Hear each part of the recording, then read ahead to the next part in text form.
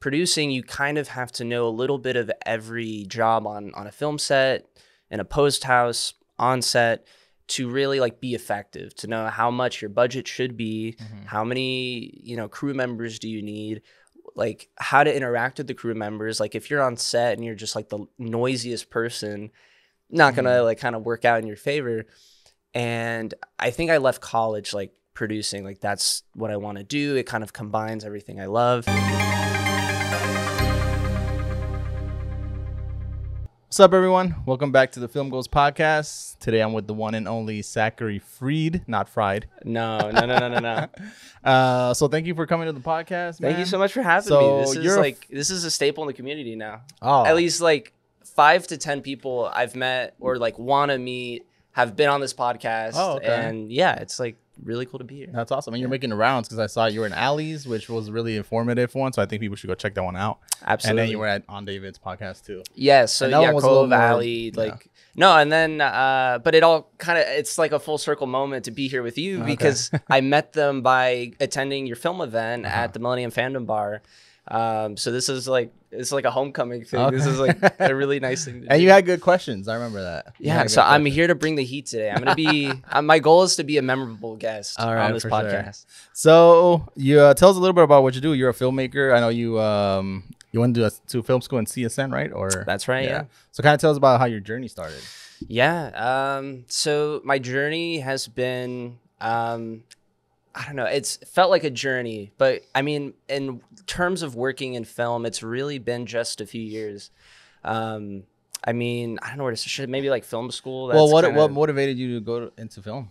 So I graduated. So I'm young. I graduated during 2020, like right when the pandemic was like, is it a thing? Like that's when, like a few months before graduation. I've been, born and raised here in Vegas. Went to Las Vegas Academy of the Arts. I was a dance major there.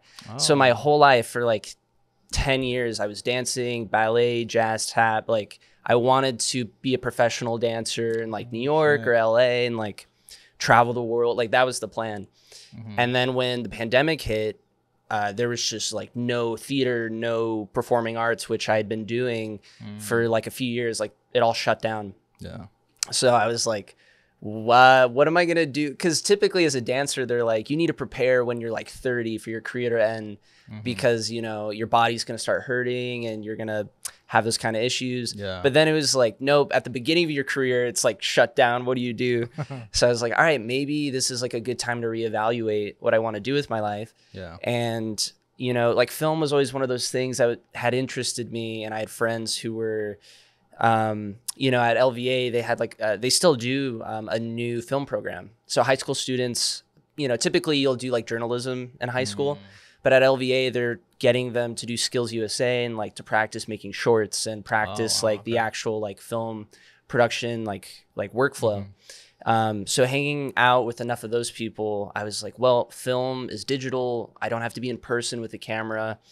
So I had a year of just like, I'm graduating, not really sure if I want to pursue dance. I kind of started acting and doing self-tapes.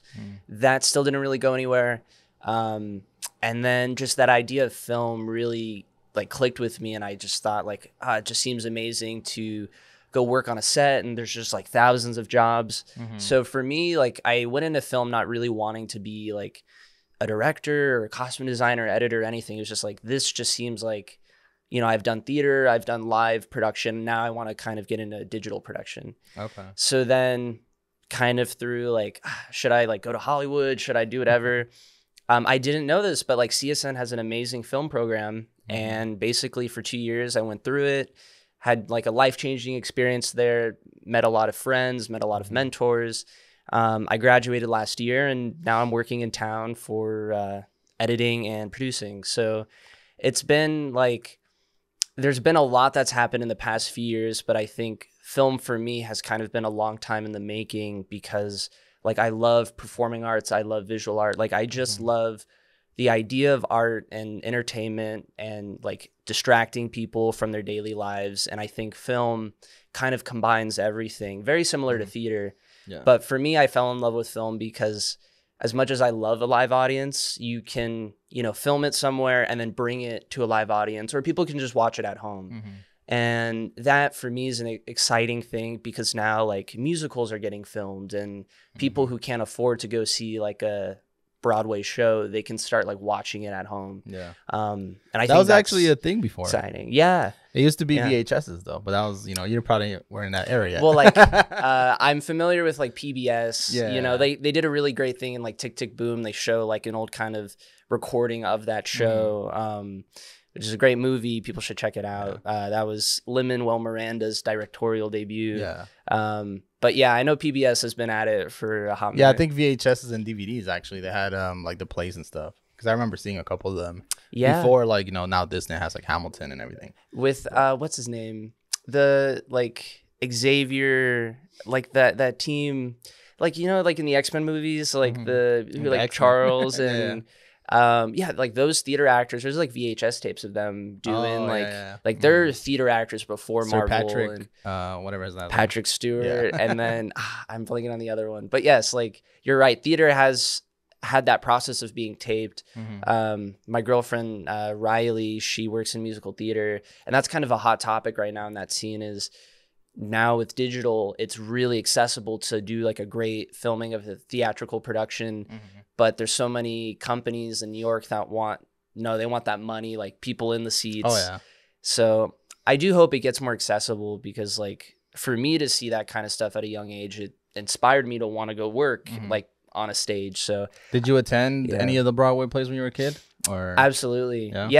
So for me, getting into dance, it stemmed from Broadway, like you know, and I was very privileged to go because it's crazy expensive, but I have some family in the East Coast, and they were very like, you should just start seeing Broadway shows. So like like the first two were like How the Grinch Stole Christmas and like Beauty and the Beast.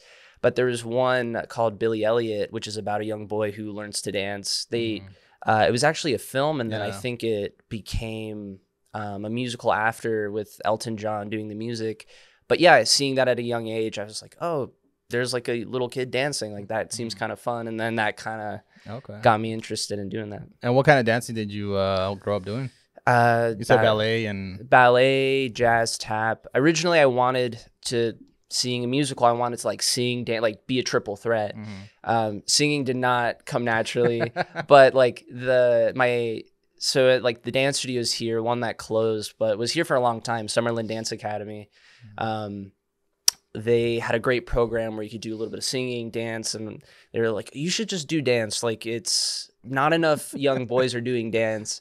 And I kind of just stuck with it, like the culture behind dance. And I mean, here in Vegas, besides like, now we have a lot of film that's picking up. I mean, there's been a lot of news recently with like the whole Mark Wahlberg stuff and Summerlin actually investing. But besides like the film production here that's growing, theatrical production has been a staple here. And like the dancers here that do Cirque, that are doing stuff at Spiegelworld, like they are teaching at the dance studios. So for me, like, I think it was also a blessing to kind of grow up here in Vegas and pursue the arts, because you have like real professionals that are in their free time teaching like the new generation.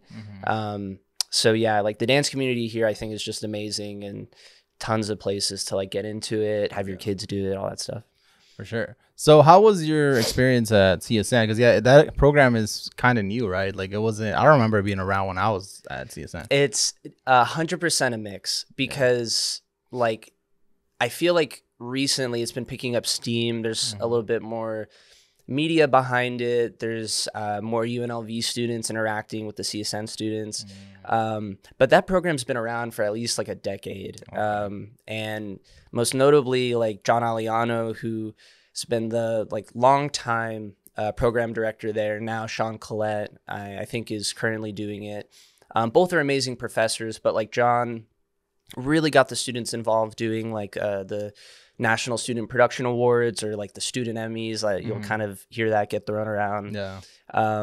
You know, and you know, his whole philosophy, like being his student, all the other professors and the TAs there, it's just so hands-on. Like my kind of pitch to like because I'm good friends now with a lot of the UNLV students, and my kind of way to hang out with them was I learned that a lot of them in their second or third year, they're still not like hands-on with equipment.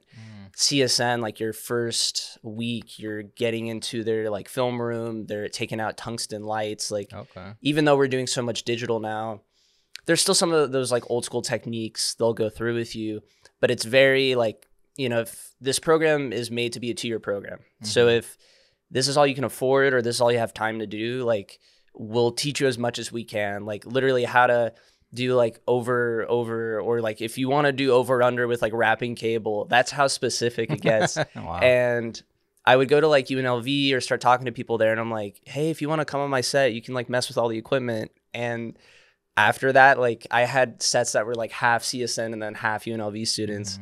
And you know, I think that's one of those advantages that CSN has. And I think now, talking to so many people who have graduated between CSN and UNLV, I think the biggest thing is like, you know, both are amazing programs. And if you really want to like go to CSN and then transfer to UNLV, that's totally possible. Also, shout out to Nevada State College, because they have a great film program there. But I think CSN really is for those who like, you can't really see yourself committing to 4 years, or like the expenses are too high. If you just go for the 2 years, you can always transfer the credits. You don't need to.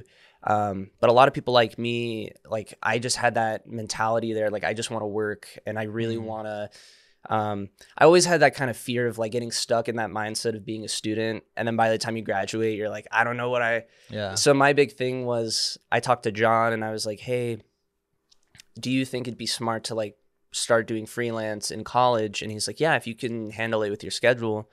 So my big thing was, while I was at CSN, I started doing freelance video. I started an LLC and taught myself like the little things of just like how to run like a legal business here. And by the time I graduated college, I already had done a little professional work, started making money. So I think my kind of mindset in school was like, be a student and like really use the resources, but don't then get stuck. Like, I'm always going to be a student, or then you need to work up the ranks. Like, if you can kind of treat yourself as a student and a professional at the same time, I think that's one of mentally the easiest ways you can like get on a set and not be so terrified to interact with people that like know way more than you and have all that experience. And I think it's like that mix.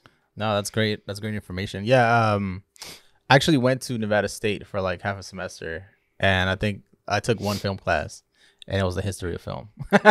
So I think we just watched movies and stuff. But yeah. It's great to hear that CSN is doing what they're doing. So you got an associates. Yeah. Okay. And, you know, for me, I can say, in my experience, at least doing work in town, it's CSN for me really like, I was that student who was like in the lab, like 8 hours a day, like trying to learn how to do Premiere, like how to mess with some of the equipment. But I do think there's a validity, like this industry is so much like handshaking, like doing business over a napkin. Like I can say like I've gone to some job interviews like after graduating, and, you know, I'm like ready to like talk about my degree. Like I'm so proud and excited. Like I finally got a college degree. And then they were like, so like, do you have a website? And I'm like, you could kind of tell like they don't give a shit. They're like, they don't really like look at your resume. At least some of them. Yeah. And I do think people need to prepare for that as well. Like if you think getting the film degree is like gonna get you in the front door to like a big studio, it's just not true. Like there's so many factors. And I think for me, CSN worked because I have family here. I think I paid less than like $10,000 in my total education. You compare that to California, NYU, whatever, it's like $500,000 by the time you walk out of there with loans.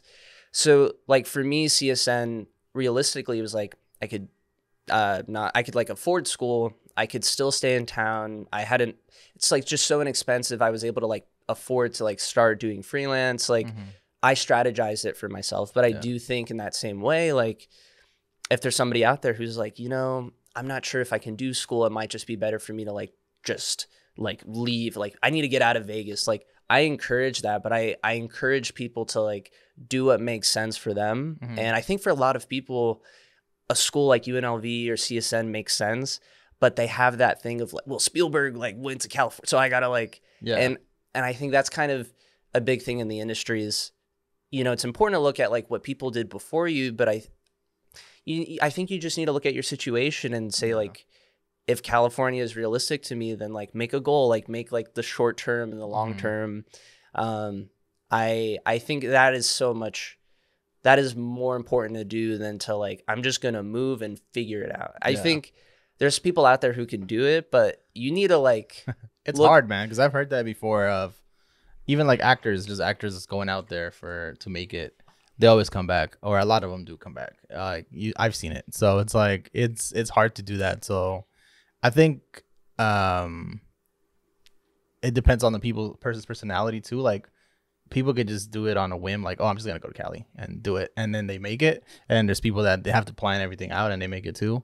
And then there's the people that, I mean, it's such like a gamble. You know what I mean? Absolutely, yeah. And that's why it's like I think it also goes back to like do what you love. Like for me, I do love this city, so it was that idea of just kind of moving really like quickly after graduation was a difficult thing to kind of come up with. And I do think it's a little easier now, that idea of leaving Vegas, but I've built a lot of connections here, and now it's like growing. It's growing, man. And so like I don't really have that mentality, but I do think for certain people it's like, if you do see that future there, maybe you have some friends out there, maybe some family, then it's a little more realistic of like, if an emergency happens, you're kind of covered. Like, I do think as long as people are like doing it for the right reasons with a lot of passion, a lot of love, like they'll find their way. Yeah. But I have to say, like, if you're in Vegas, like you could just take a shadow day. Like that's the one thing I recommend. For some reason during the pandemic, I was so big on like, I did all this research, but I never was like, let me just like walk in the building once. And it's like, just go interact. Like these people are there. They want you to be there. They want you to enroll. So like they have a lot of free resources. And I think that's the biggest problem is so many people like me, they'll kind of do all the research, but they won't actually just like physically go step through the door. Yeah. And it's like, no, like do that. Like go meet the instructor who you might actually hang out with for like a semester. And they'll have like orientations and stuff. That's really good.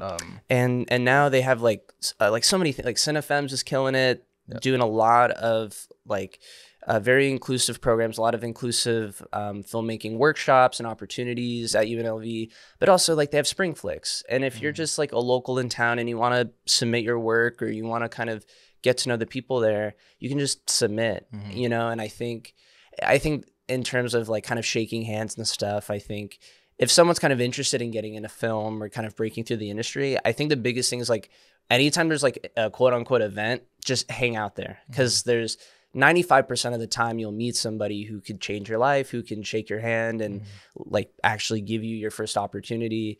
And I think it's also one of those things in like this generation, sometimes getting through the door, actually having eye contact with someone can be so difficult. But when you get off your fucking screen and go outside. And it's so true, because I think, before I kind of started doing some of that stuff, I was one of those people like, I just wish like an opportunity would kind of come to me. The more I kind of forced myself to like put myself like that thing of like, it's like success is kind of like preparation and luck. I think part of that preparation is like go to these film events, and then part of the luck is like maybe you'll meet somebody there who you connect with. Yeah. You may not always, but like I went to your film event and I've met all these amazing filmmakers. Like I read Yakov's book. Yeah. That wasn't like, I'm going to go to this event, I'm going to meet people, but it was like, Angel seems like a cool person. These people seem really great. And when I went, I was like, oh, they are really great. Yeah. These people are cool. Yeah. And I think it's those little things sometimes like for me, that might change my life more than like next year, just like going to Sundance and like trying to meet a celebrity, because like meeting other people in my community, those are the people like I can work with, I can learn from. And I think sometimes was like, those buzzword, those like headline things of like go to USC or like you got to like get to this festival. Again, sometimes it's like perspective. It's like, does that really work for you? Will that help you in your immediate future to like start reaching some of those goals you have? For sure, man. So let's talk a little bit about after school. You're editing now? You're full-time editing? Full-time editing. What was the thing that you wanted to do? Like, I know you're editing now, but did you want to direct? Did you want to produce? What was the thing that kind of you preferred? college, I really wanted to do everything. Like I took a cinematography class and I'm like, I'm gonna be a cinematographer. Like John Deakins, like, let's do this. Like, I'm so ready. And then I took an editing class and I'm like, like Thelma Schumacher, like, let me just, like, you start kind of, like, for me, I'm one of those people, like, when I was doing dance and theater, I was like, I just, like, love art. So every time I, like, got to focus on a, like, specific aspect of the industry, I, like, fell in love with it. So then my kind of thing was producing. Yeah. Because in producing, you kind of have to know a little bit of every job on a film set, in a post house, on set, to really, like, be effective, to know how much your budget should be, how many, you know, crew members do you need, like, how to interact with the crew members. Like, if you're on set and you're just, like, the noisiest person, not gonna, like, kind of work out in your favor. And I think I left college, like, producing, like, that's what I want to do. It kind of combines everything I love. But I fell into, currently what I do is an assistant editing job full-time with Spiegelworld. So they have, like, a web show called Circus Town. It's really great. I think people should check it out. All the behind the scenes of, like, what the company does, meet the performers who do all sorts of really cool stuff on the strip. But that was kind of like a hiccup for me, because it was like, I did a lot of editing in college, but I really want to produce. So for me, you know, I really had to evaluate, like, where do I see myself going in my career and other stuff. And I think it's important for people to know, because, like, I think for me, like, I still produce, I do it freelance, but I think for me, getting into more editing, because I had never done as much editing as I do now. But it was one of those things where when they hired me, they're like, do you have the skill? Have you done it? And, like, in college, it was like, do a little bit of everything. So I had that in my pocket. And even though I feel like now I like that passion's there, like, I do love editing, I could see myself doing it more, I do think, like, my heart is still more in, like, producing and like curating events, because that's what I do, like, in my free time when I volunteer and do stuff at other places. But I think for me, like, what drew me to Spiegelworld was, like, their brand is so interesting. They do a lot of quirky stuff. They have a lot of fun in the production of their shows. Working with anybody a part of that team in their production offices, the nicest people, the funniest people. So I think for me, I'm kind of in this point of, like, I, like, doing the editing has been great. Meeting the people at that company has been great. I still love to produce. And even though, like, for me, I personally feel like my best skills are, like, production, like, talking to people, working with people. I do think it was important for me to say, like, I do also have the skill of, like, editing, and maybe I can do both. And that's what I've been doing now. And I think, as much as I'm that person where I'm kind of, like, at a very young age, I was doing the arts and stuff. So I try to be that person where I'm like, I know what's best for myself. Like, I know what I need to do. I really kind of did more of a leap of faith with the being an assistant editor, because I was like, I don't really know. Like, I think I'm more strong in one area. And, like, since doing that, I've been like, oh, you know, I think I can do both. And maybe, you know, taking that time to, like, I don't know everything. I should just try a little bit of everything and take kind of one step at a time. And it's been great. And I think doing that job has actually kind of led me into this idea of, as much as I love film, now I'm kind of thinking past film. Now I'm kind of thinking, like, I love the arts in general, and I think, like, media is such a big part of the arts.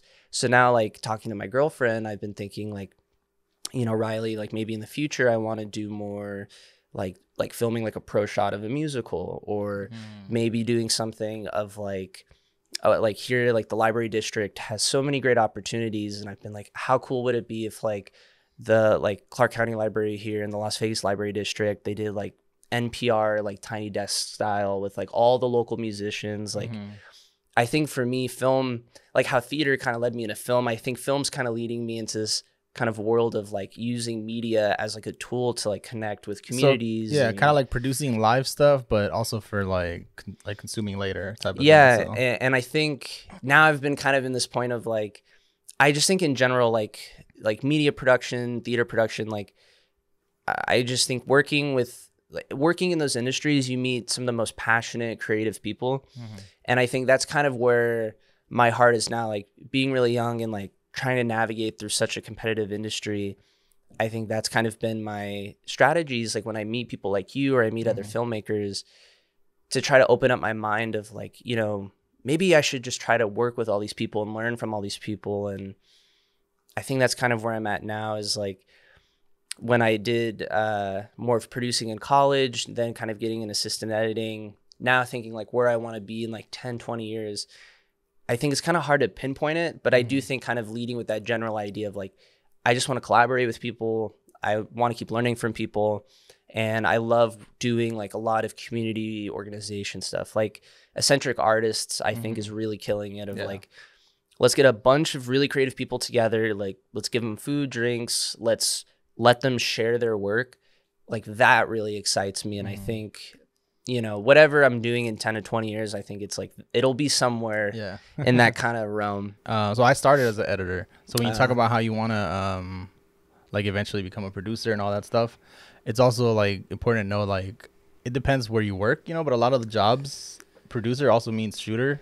It also means editor. It also means writer. So you're kind of doing everything. You know what I mean? I guess there's some places where it's very specific. Of course, like for film and stuff, you're producing. You're not, you know, you're kind of just overhead. TV is really big in that. And like TV too. Doing a little bit of everything. Yeah. So TV, and even like I had my friend she works for the Raiders, and same thing. She's a producer, but she shoots, she edits. So it's kind of like, it's good that you're having these skills, because, you know, if you move on to a different company or, you know, go to a different path, like, you're still gonna try. You might still have to do that. You know what I mean? Yeah, and it's so true. It's like we do live in a world now where it's like everybody's kind of doing a little bit of everything, and I think, you know, that's been something for me. Is I feel like I'm one of those people where, you know, if I have a little more control over production, I've learned like I want to get more people. Like I feel I work better in an environment where if I'm producing, if I could just only focus on that, much happier. I sleep better at night. But I am at least in your professional, like, you know, but once you get to when you're like producing your own projects or whatever, then yeah, you can do whatever you want, you know what I mean? But if you're like continuing in this professional path, or you're working for a company, like, I think it helps a lot, because a lot of places are like that, you know? And I'm constantly impressed by the more amount of like content creators that are doing everything. But I think for me, like, I think just working with others, I'm one of those people where like they'll say like there's two kind of ways of like directing. There's like someone who has the vision and then they just see it through and everybody contributes to it, or you have like a great idea, but every time you bring somebody onto a project, it keeps building and it keeps changing. And I really like that aspect of production, because I think like I just like knowing like if I work with 20 people, the story we tell is like 20 people putting different perspectives, putting those perspectives in there. But I also see the argument how sometimes that's not a good idea. That's true. All right, so real quick, I know you brought a bunch of crap. We just finished NAB. This is gonna air like a week after, so we just came back from NAB. You got the hat, you got the premiere. So I do. Yes. You say you brought something, so yeah. If you pass it over. You brought all the swag bags. I did, yes. So I feel like this is just kind of fun, dumb content. I'm like, which camera? This is the wide camera here. Yeah, either one, I guess. So like here, I want to say I'm now like I've set the world record for the most amount of bags you can get. It's just kind of this like Russian nesting doll. But I will say we'll save the best company for last, because they have a really great relationship with students at CSN. I want to shout out Nanlite, Nanlux. Move the strip. There you go. Yeah, there we go. So with this company here, Mark Bender, we'll just put it here so I can't mess this up. He's kind of like I don't know his official title, but he does a lot of the coordination, like going to an event, getting schools, getting students, whoever, to like learn about the gear over at NAB. So yeah, shout out to him, because for so many years he's been like giving students like free equipment, volunteer experience, like getting to go to NAB, shake hands with people. And I was talking to one of my friends, Brett, you know, one of my coworkers, and we were joking like how, you know, you have so many companies here. It's like, how do you get people to buy your product? And he's like, well, if you can get the students at a really young age to like work with these companies and you like them. And what I do like about that though is like, you know, I do think a lot of these companies, they're all amazing. Like if you go to NAB, you might find like knockoff, whatever, but a lot of times it's just like top of the line. How can these people compete with each other? And I think it's how we talked about like building relationships for networking and stuff.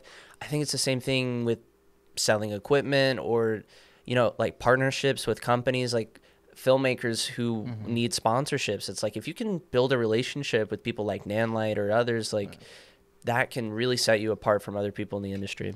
Well, if Nanlite wants to sponsor Film Goals, hit me up. I think Nanlite, please sponsor Film Goals. Also, shout out, we got the Premiere Pro pin we're rocking. So Adobe, if you want to shout out Angel, there you go, man. I edit on Premiere. He's killing it.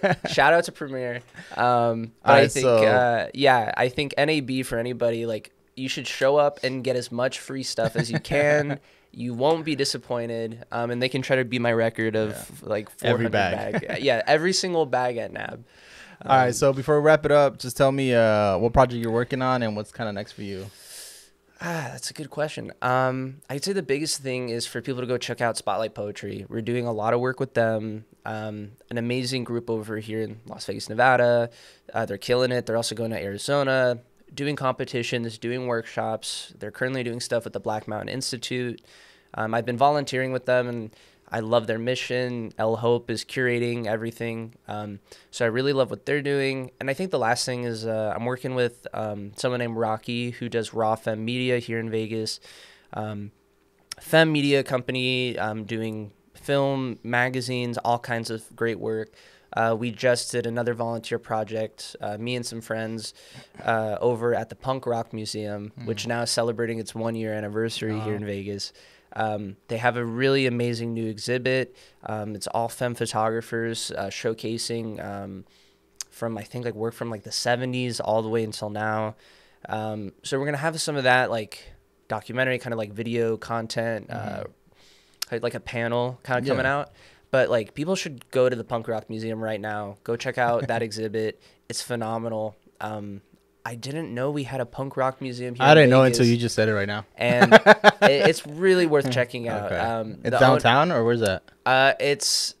Where is it? I mean, it's near the Arts District. Okay. If you go down Western, you'll see the building. Okay. But near Western and Charleston. But the owner, Fat Mike, he's also like runs the museum and is like a part of it. Like he's part of punk rock history, and you'll see him on the walls and stuff. So like.